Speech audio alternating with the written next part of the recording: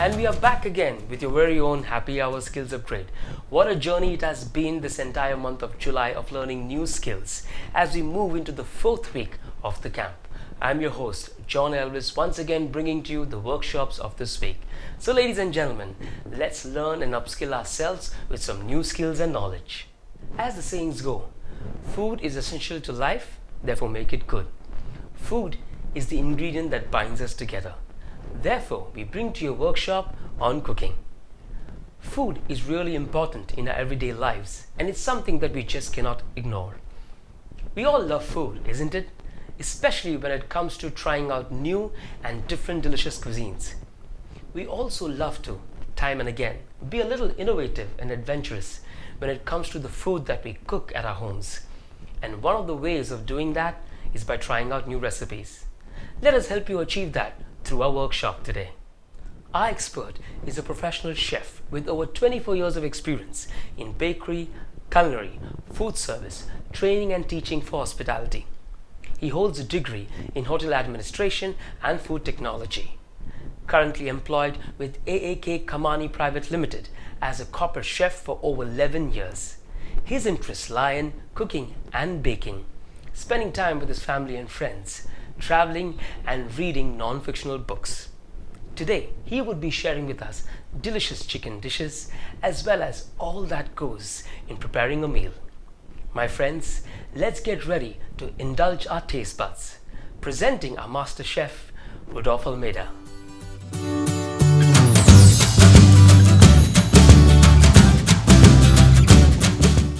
Hello friends, this is Rodolfo Almeida and welcome to Happy Hours. Today we will be doing various dishes using an whole chicken, right from preparing a flavorful stock and soup, proceeding to starters and main course. While preparing multiple dishes, it is important that we understand the recipe well, visualize the steps and spend some time doing the planning and pre-prep to get all the dishes out in time. So let's get cooking and move on to the kitchen.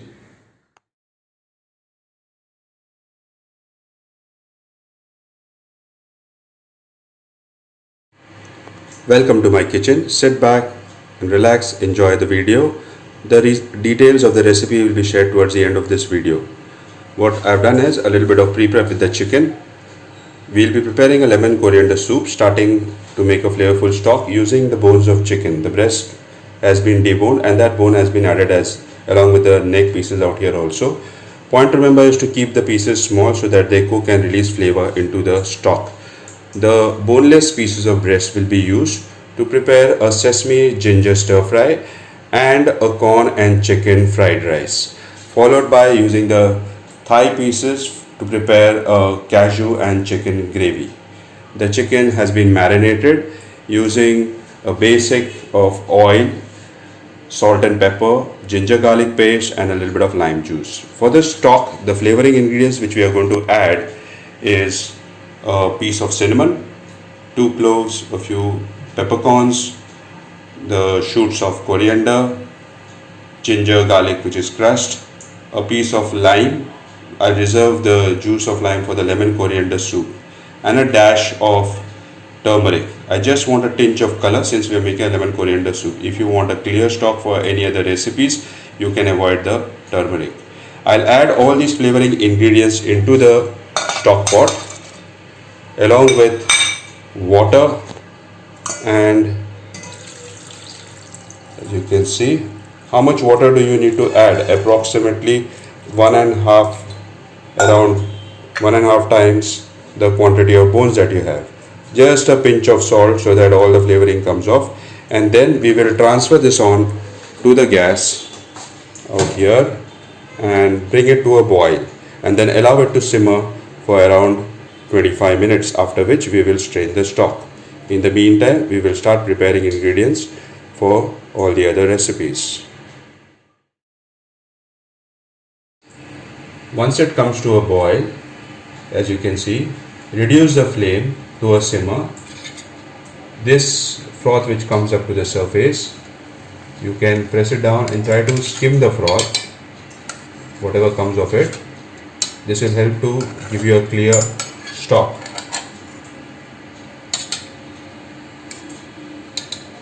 Once you skim the froth, reduce the flame and let it simmer for another 20 to 25 minutes so that all the flavorings leach out into the liquid.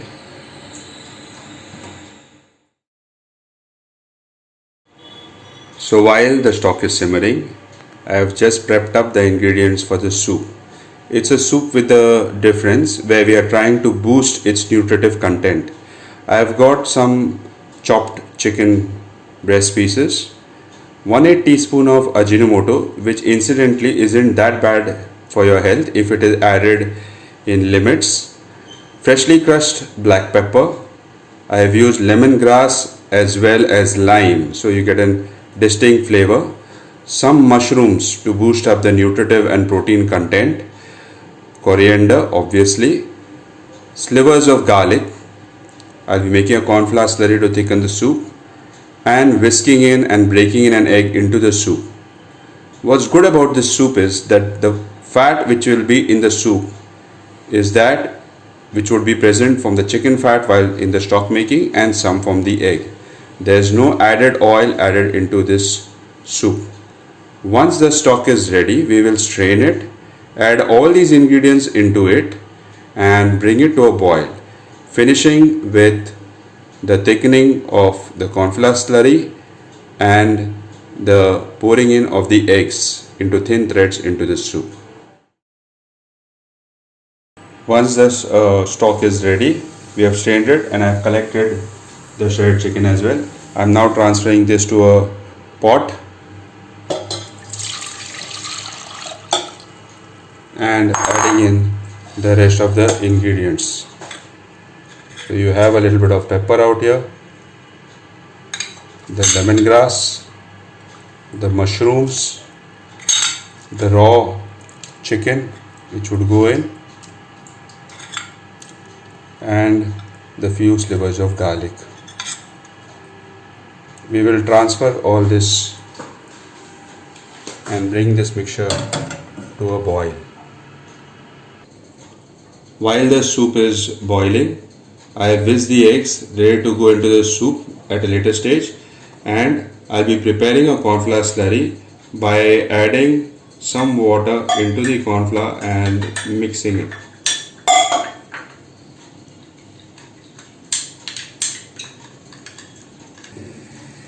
Now that the soup has come to a boil, I'm adding in the cooked chicken. We add in a pinch of Ajinomoto.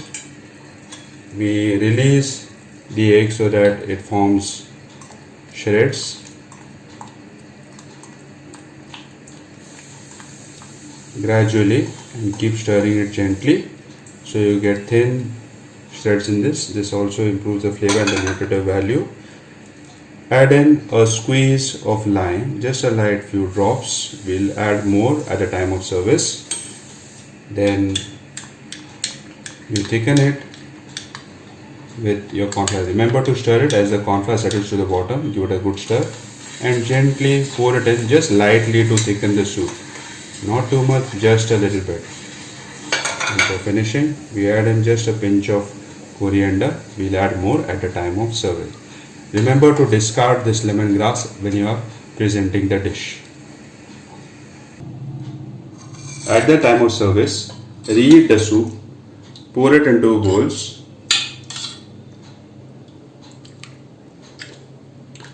You can tie your lemongrass with a piece of string, making it easier to discard. Here we have poured our soups in here, and we'll finish it with a squeeze of lime and a sprinkling of coriander. Enjoy. Moving on to our next dish, sesame ginger stir fry. It is important to do your pre-prep just right. In this dish, since it's a stir fry, it is very important that you thinly shred the ingredients so that it can be cooked quickly on very high heat. So what we have here, I'll quickly go through the ingredients. We have cinnamon, which will be tossed in the oil, followed by the ginger to flavor the oil, followed by chili and pepper, followed by the sesame, and then to add in sweetness, I have used jaggery out here, which is now readily available and is an immunity booster. If not, you can also add in honey. This has to be followed by thin strips of chicken. As you can see out here, they have been cut into thin strips to cook it quickly. Also, I've used a breast of chicken which cooks faster. You have got similar cuts given to the spring onion greens. I'll be adding a dash of vinegar, a pinch of Ajinomoto and salt to taste. So let's get cooking and see how it can be prepared in a jiffy. Alright, we need to bring the oil on medium heat. Just let it become just warm, not too hot or they'll burn the spice. We add in the cinnamon. As you can see, it is gently bubbling. We add in the ginger, good bit of ginger inside. Here the sizzle. Okay, as you can see, they are in very nice thin shreds, so it cooks really fast, giving off a good aroma. Stir it for 15-20 seconds. You would need approximately around 2-inch piece of ginger, depending on the strength of the ginger as well, and each one's taste. Next, I've added just one green chili and some pepper, freshly crushed pepper. Leave it coarse, gives a good bite. Followed by the white sesame. Again, out here, added as per your taste, but approximately white sesame I've used is around 1.5 tablespoons. Just let it give it a good stir, and next in goes a bit of the jaggery to give it that bit of sweetness. It balances along with the spices which are already added. Let it melt and let it caramelize. This would take approximately 2 to 3 minutes. Okay, after 2 minutes, as you can see, the jaggery has started caramelizing, giving it a tinge of brown. We add in the next ingredient, that is the chicken. As you can see, there are slivers which I added in.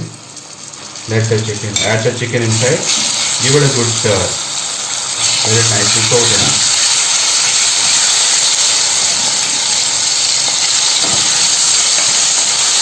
And let it well cover the spices. Give it a good stir fry.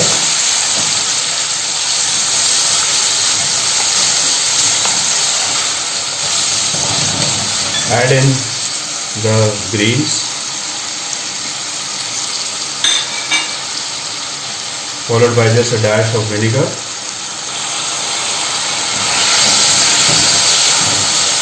Adjust for salt.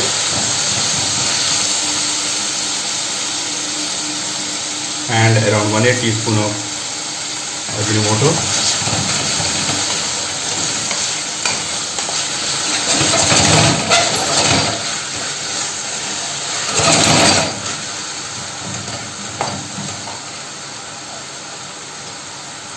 Add a splash of water.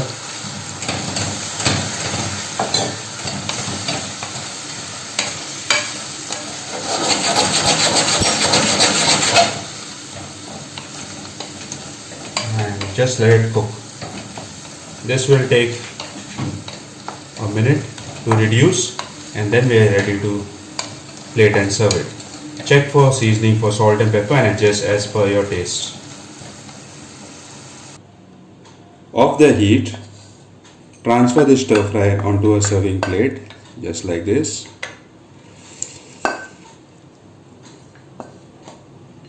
Garnish it with a few spring onion shreds, and your starter, ginger and sesame chicken, is ready for service.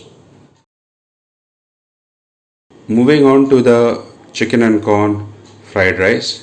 We have the pre-prep done out here. I have taken a day-old cold rice because it's easy to stir and nicely to coat. If you take fresh hot rice, there's a tendency for the fried rice to become lumpy and stick together. If you are making fresh rice, remember that after draining the rice, pass it through cold water to arrest the cooking process and drain it thoroughly. What we also have here is some French bean which has been cut into little diamond shapes.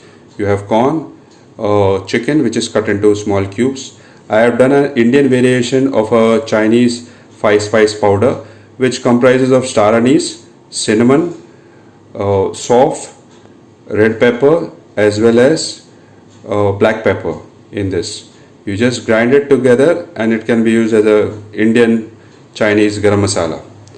We have some vinegar, ginger garlic, obviously more ginger, less garlic, a little bit of diced cabbage, capsicum, salt, pepper and ajinomoto to taste. Point to remember out here is that all the ingredients that you are adding in, since this is a quick stir fry, they need to be in little bits so that there is a larger surface area of these vegetables and ingredients which is exposed to high heat. So it's going to be very quick cooking. Very important to get everything in place and in order, because once you start making a stir fry, for a good stir fry, the heat needs to be high, short cooking time and serve immediately. Okay, the oil is hot enough. As you can see, it's sizzling. We added first the ginger to flavor the oil. Smoke makes a good sound. Add the garlic. Remember, do not burn the garlic. Next, immediately add in the French beans, which have been thin diamond shaped cuts. Give it a good stir.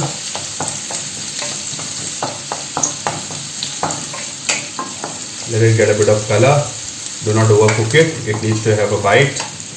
We add in the 5-spice powder and a little more black pepper just for the bite. If you see, I'm continuously adding ingredients. We follow it with the chicken. Get nicely cooked.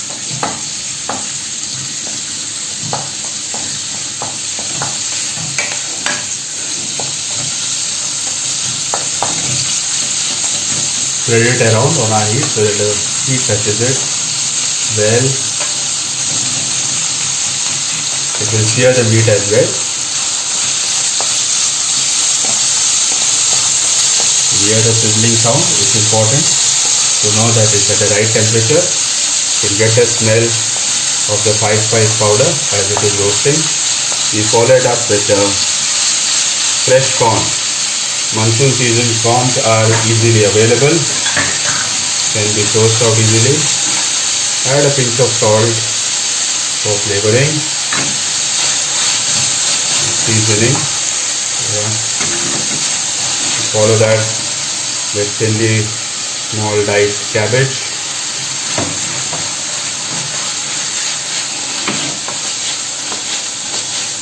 Let the pan keep constantly sizzling. Let it make some noise so you know that the temperature is right.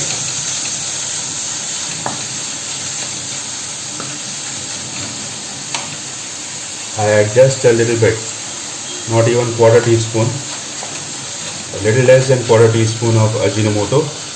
If you do not want to add an ajinomoto, say if you are intolerant to it or are allergic to ajinomoto, a good substitute is black salt. Surprisingly, so you can add in a little bit of black salt if you want to avoid ajinomoto. Ajinomoto is naturally available in beef, tomatoes, mushrooms and a whole lot of other items.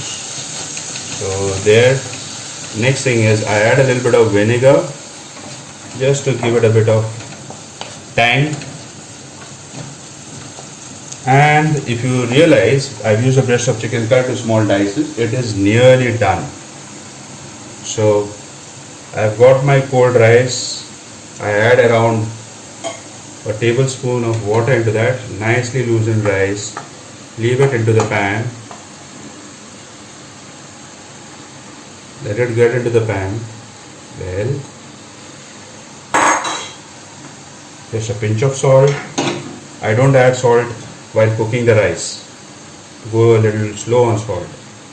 Add it later. and I've got a little bit of my spring onion greens which I add into it. Now just give it a quick stir, gentle stir, so that the grains do not break. You move from the sides, go right to the bottom and turn it over. With your other hand, if you realize, I am rotating the pan. So every time I am rotating a different section of the rice. Give it a quick stir, let it thoroughly heat through. All the ingredients are right now cooked. All you got to do is heat it through. If you are going to serve this for later, do not heat it completely. You can cook it till this stage and reheat it later just before service. You can also microwave it just before service for 30 to 45 seconds to a minute and serve it nice and hot, good and firm, with all the colors and flavors retained.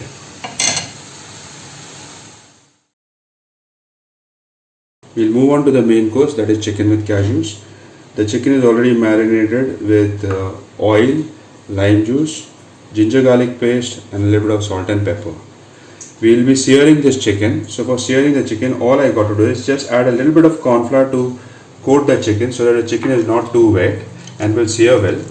What searing does is, it will seal in the juices and brown the chicken slightly, which will add to the flavor of the finished dish. So just gently massage the chicken with the corn flour and let it mix well.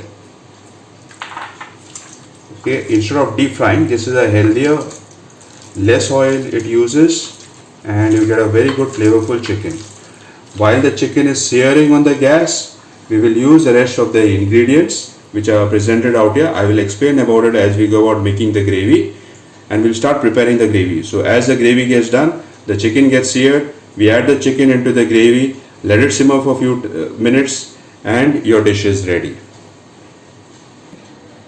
To sear the chicken, you take a non-stick pan, add some oil, let the pan heat up, and on high heat you just swirl the pan a bit so that the oil travels across. Let the oil heat up. You have your chicken out here. All we got to do is place the skin side down on it and let it sear well. While it is searing, I will start preparing the sauce. So the way I place it, you take the skin side, let it touch, you can hear the sizzle, and just place the chicken pieces skin side down, swirl it so that the oil touches it. Do it this way.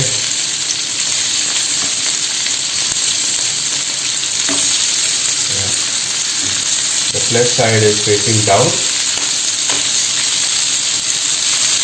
Okay, see that the pan is not overcrowded. And just lightly to swirl it, let it nicely brown. While it is browning, I will start the second pan out here. I will transfer this to the smaller one out here, and we will start on with the gravy. Add some oil into the pan. This is approximately 2 tablespoons of oil. Let it coat the pan.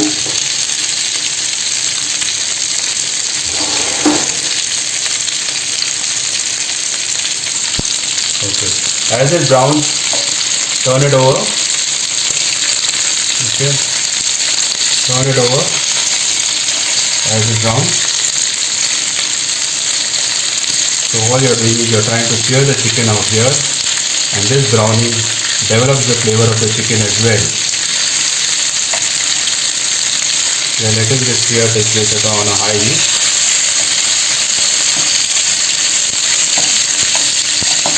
Here, in the meantime, the oil on the other side is getting warm.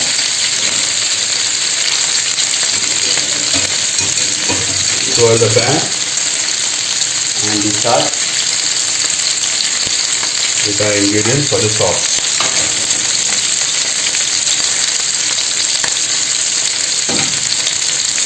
So in hot oil, Add in the cinnamon. As you can see, the cinnamon is adding to the flavor. You can hear the sizzle of the ginger.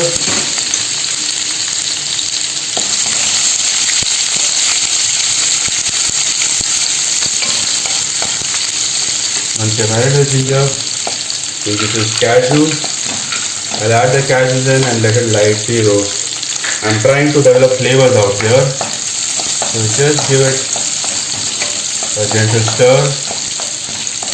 I have made some Kashmiri chili paste. This is basically just Kashmiri chili soaked in a little bit of warm water. I make it in bulk and I keep it and use it as required. So you can refrigerate it for 4 to 5 days, or you can freeze it up to 2 months. So once your cashews, they show a hint of brown in them, we can safely add a little bit of chili paste.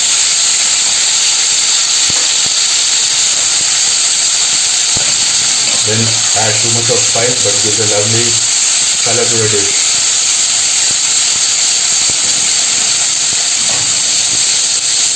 You hear the sizzle, the fire is on high. If you can't control the heat, you can reduce the fire. It will just take a little more time to cook, which is fine, rather than burning the dish. Next in goes the spring onion bulbs, which have been diced. If you notice, for all the dishes, the cuts are different.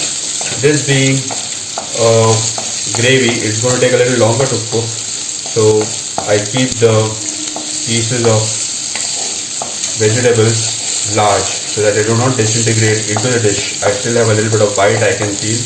It adds to the visual texture of the dish as well. So on very high heat, the onion is being sauteed. In goes, these are the stalks and cleaned tender roots of coriander. This goes in, followed by the capsicum.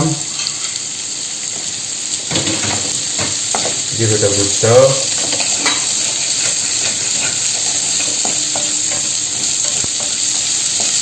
Okay. If it's too hot, you can reduce the flame, or as I am doing, I just add a teaspoon of water in, and you can hear it sizzle. Very important to avoid any of these spices from burning. Next to go in, we haven't forgotten about our chicken. It has seared, it has colored nicely, and we finish the cooking of the chicken in the pan. So we take the chicken off the heat, toss it into the pan along with the juices. You take a little bit of water in the pan just to deglaze the pan. Add it in here. You can hear it sizzle out there. The chicken, these are the thigh, if you remember, the thigh of chicken that has got excellent flavor. Takes a little longer to cook. On the bone, good color. Add in a few diced tomatoes.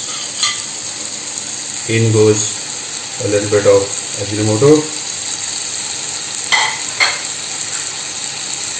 salt to taste,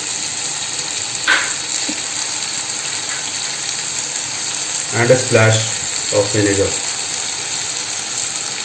around 1.5 teaspoons. Give it a good stir so that everything mixes through. Lovely colors, if you see, good colors, good textures. Add a little bit of water if you want a little bit of gravy. You do not want too much of gravy, depending on the consistency that you need. If you want just a coating sauce, do not add too much water. The chicken too will release some of it as it cooks along. And there's no need to thicken this. As you remember, we had coated the chicken with corn flour It had flavored well. So we will let this simmer for another 15 to 20 minutes so that the chicken is thoroughly cooked, and then we will plate the dish. Okay, the chicken has been stewing for nearly 20 minutes and it's time to serve. Doesn't require garnish because the pieces themselves are good enough. You see good colors. What I have also done is, since if the capsicum becomes pale, I have added a few capsicums in the last 1 minute so I get a little bit of bright green colors in it as well. So just before serving, nice good stew.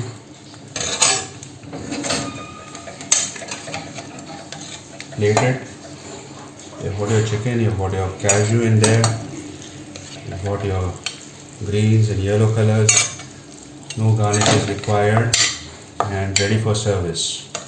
So that brings us to the end of this episode, wherein we have done a soup, a starter, a rice dish, and your main course. Happy cooking and bon appetit. Thank you.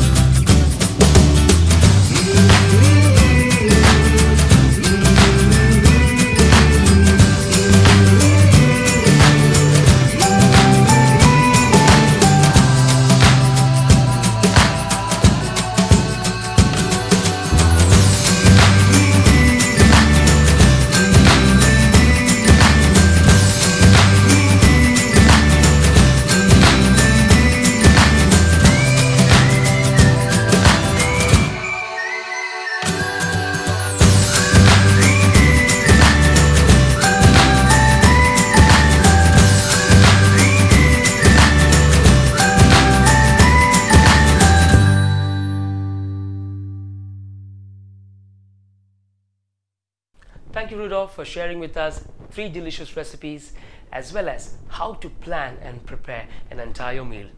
It's been said that food may be the only universal thing that has the power to bring everyone together. No matter what the culture, around the world, everywhere, people eat together. Hence, try out these recipes over this weekend and have a family meal together. This is your host John Elvis signing off. Till we meet again, same time, same place tomorrow, as we bring to you another workshop on dance. Till then, stay safe, take care, be your foodie. Bye-bye.